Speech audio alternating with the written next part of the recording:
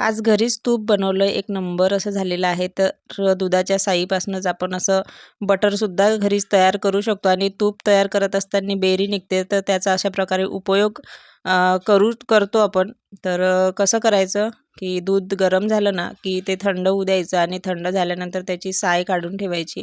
तर साय अशी 9 ते 10 दिवसाची जमा झाली, की अशा प्रकारे साय तयार होते आणि फ्रीझरमध्ये ठेवायची. नंतर 7 ते 8 दिवसानंतर मिक्सरच्या पॉटमध्ये 2 ते 3 आईसचे तुकडे आणि नंतर साय टाकून आणि थोडंसं थंड असं पाणी टाकून मिक्सरला फिरवायचं.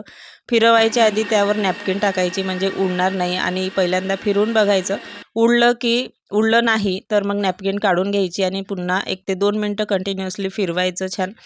तर अशा प्रकारचे पाणी वेगळं आणि लोण्याचा गोळा वेगळा होतो. तर पाणी वेगळं काढायचं आणि लोण्याचा जो गोळा असतो तो वेगळा काढायचा. तर मी दोन्ही वाटींमधलं फिरवून घेतलं आणि अशा प्रकारे लोणी वेगळं निघालेलं आहे.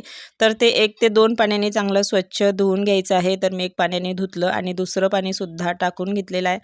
तर ते दुसऱ्या पाण्याने सुद्धा चांगलं स्वच्छ धुवून घ्यायचं आणि लोणी तयार झालेलं आहे. म्हणजे बटर यामध्ये मीठ आणि हळद टाकली आणि फ्रीझरला ठेवलं की बटर तयार होते. तर विकत न आणता बटरसुद्धा आपण घरीच तयार करू शकतो. नंतर तेच जे लोणी आहे मंद आचेवरती गरम करायला ठेवायचं.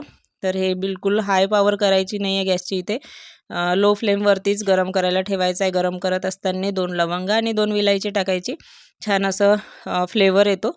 नाही टाकलं तरी काही हरकत नाही. तर 10 ते 15 मिनटं असंच गरम होऊ द्यायचं आहे लो फ्लेमवरती आणि बघू शकता तूप ऑलमोस्ट रेडी आहे. फक्त हलकंसं पुन्हा 1-2 मिनटं 5 मिनटं गरम होऊ द्यायचं.